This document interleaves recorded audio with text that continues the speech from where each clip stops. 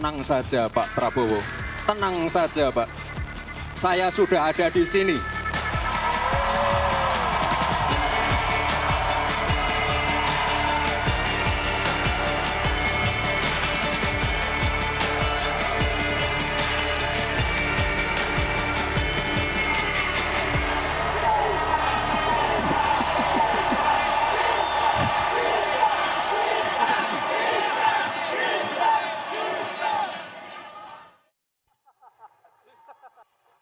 Pidato Cawapres Koalisi Indonesia Maju, Gibran Rakabuming Raka, dalam deklarasi pasangan Prabowo Gibran di Gedung Indonesia Arena menyita perhatian publik.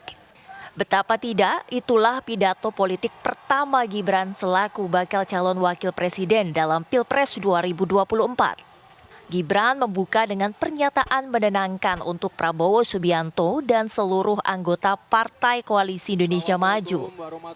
Ia meminta Prabowo untuk tenang lantaran dirinya sudah hadir mendampingi.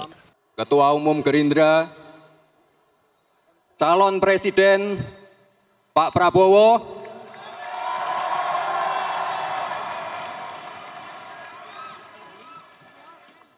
tenang saja Pak Prabowo.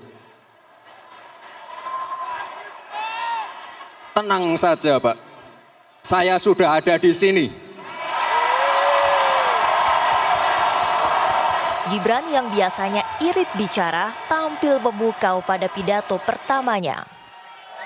Selain menggunakan alat peraga, Gibran juga melibatkan istrinya ketika mempresentasikan kartu anak sehat. Kartu anak sehat untuk pencegahan stunting.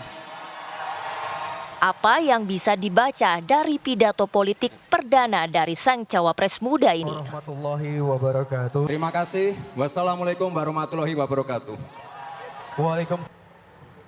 Dan pemirsa, untuk membahas gaya pidato politik dari Gibran Rakabuming Raka, saat ini kita sudah tersambung dengan pakar mikro ekspresi Monika Kupalasari. Selamat siang Mbak Moni. Halo, selamat siang Mbak Ana, Mbak Vena. Mbak Monik, ini menarik sekali kalau kita petik gestur dari Gibran kemarin. Biasanya dia irit bicara, tapi kali ini lantang bicaranya dengan mungkin gestur-gestur yang terbentuk. Seperti apa tanggapannya nih? Ya, kalau kita perhatikan pada saat ini penampilan Gibran adalah merupakan penampilan yang paling optimum.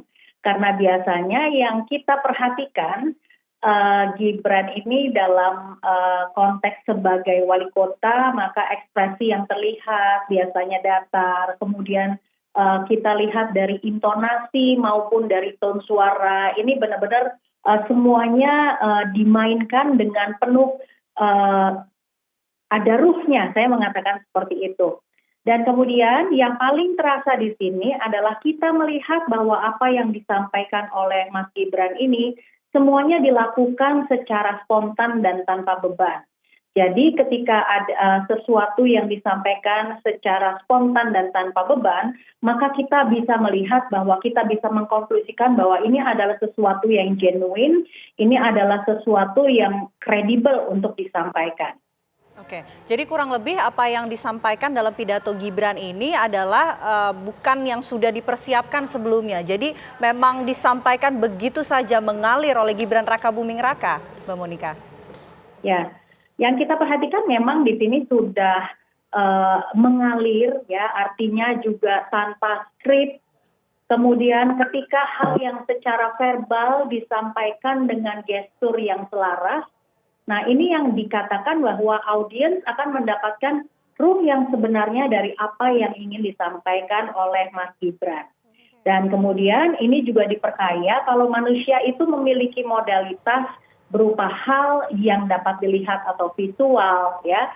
Kita melihat bahwa secara visual mereka ini dua-duanya kompak dengan pakaian yang seragam, artinya tidak salah satunya berbeda menjadi atas dan bawah dan sebagainya.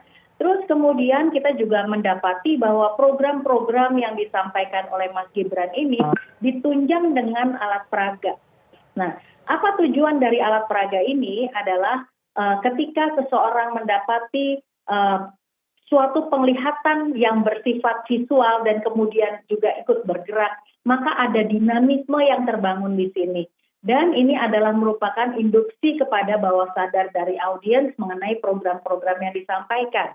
Dan jadi kalau tadi kita mengatakan ada secara visual, terus kemudian secara auditori kita juga mendapatkan hal tersebut, dan kemudian Mas Gibran juga menunjukkan dengan gaya kinestetiknya. Artinya ini tidak statis berada di satu tempat atau di satu spot, tetapi beliau Mas Gibran juga menjambangi ke spot-spot berikutnya. Nah, ini yang membuat bahwa penampilan perdana Mas Gibran ini menjadi sangat dinamis untuk menjadi bahan yang akan menjadi referensi bagi audiens untuk di masa mendatang. Artinya ada sesuatu yang keluar dari baseline-nya. Saya mengatakan keluar dari baseline Mas Gibran yang biasanya terlihat lebih pasif, ya, dalam merespon sesuatu, kali ini lepas semuanya. Juga mungkin kita bisa bandingkan dengan Gibran Raka Buming Raka sebelum adanya deklarasi ini. Itu tampaknya agak ketus, tapi ketika pada saat deklarasi ini lebih ramah menyapanya ya, tampaknya seperti itu. Jadi memang ekspresi-ekspresi yang terlihat dari facial expression-nya ini adalah merupakan ungkapan dari perasaan dan sesuatu yang ramah disampaikan. Jadi vibrasinya adalah merupakan vibrasi yang sangat positif. Apalagi kemudian Mas Gibran juga tidak sendiri, tetapi kemudian juga mengajak istrinya untuk tampil ke panggung. Nah, kalau dari 4 program yang kemudian secara visual ini dengan menggunakan alat peraga, ya, ada disinggung juga untuk dana abadi untuk santri. Artinya kelas ini pun tidak luput dari perhatiannya. Kemudian ibu dan anak, nah ini yang oleh Mbak Selvi juga diperagakan. Kemudian juga para milenial dan juga lansia. Jadi artinya program-program yang disampaikan ini sudah melingkupi dari target audiens yang diperkirakan ya akan menjadi supporter bagi elektibilitas dari Mas Gibran ini sendiri. Dan saya duga setelah ITRI ya mendatang akan banyak tayangan-tayangan bersama dengan Jan Etes. Oke, yang juga disoroti nih Mbak Monica, ini gaya bicara ataupun pidato dari Gibran Raka Buming Raka rasa-rasanya cukup berbeda pada saat dia berada di lingkungan wali kota Solo. Saat ini sebagai bacawa pres justru melebihi ekspektasi, masyarakat mengatakan demikian. Tapi yang terlihat seperti apa sih Mbak? Apakah memang sebeda itukah sebelumnya dan juga terakhir pidato Gibran? Ya, ada surprise yang terbangun pada saat ini karena seperti sudah kita ketahui selama 2 tahun bagaimana ekspresi dari Mas Gibran, dan kemudian ini ekspresi yang ditampilkan di panggung perdananya adalah sangat lepas sekali, artinya tanpa beban. Kalau ini kita kaitkan dengan apakah pencalonan ini adalah merupakan tekanan dari pihak ayah beliau, ya. Dengan penampilan yang perdana ini menampilkan sesuatu yang tanpa beban, kita boleh mengatakan bahwa perasaan atau emosi atau intensi dari Mas Gibran sendiri juga terlibat di dalam kontestase ini. Artinya secara pribadi Mas Gibran sendiri juga membawa keinginan-keinginan untuk berkiprah di karir politik yang lebih tinggi lagi. Begini Mbak Monik, ketika seseorang ini tampil di depan massa, katakanlah Gibran kemarin, sebenarnya sepenting apa gesture di mata orang, di mata massa? Ya, jadi kalau kita melihat dampak dari suatu komunikasi, ya kita bisa melihat dari verbal yang disampaikan, artinya kata-kata yang disampaikan. Dan pengaruh dalam suatu komunikasi ini dampaknya hanya 7%. Kemudian kita melihat lagi dari voice, dari suaranya, dari intonasi dan sebagainya. Nah ini dampak dari suatu komunikasi mencapai sampai dengan 38%. Dan kemudian body language termasuk dengan gestur dan juga facial expression, ini porsinya atau ratingnya ini paling tinggi karena sampai dengan 55%.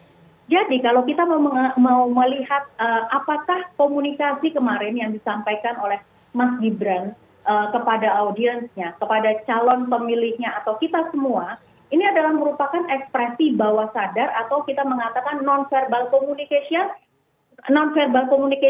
mendapatkan tempat di hati masyarakat karena penampilan ini akhirnya mengulik bahwa kali ini kenapa Gibran menjadi berbeda dari penampilan-penampilan sebelumnya. Oke.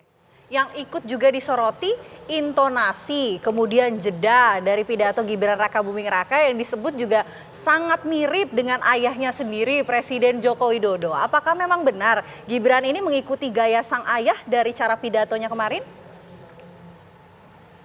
Kita boleh mengatakan bahwa ini merupakan proses replika dari ayahnya, tetapi tidak bisa dipungkiri juga bahwa faktor genetik ini membawakan dampak di mana apa yang disampaikan oleh Gibran, mulai dari verbal, mulai dari intonasi, pemilihan kata-kata, bahkan gestur dan juga ekspresi, ini persis seperti ayahnya. Ya, kita boleh mengatakan inilah proses duplikasi yang terjadi secara genetik, begitu.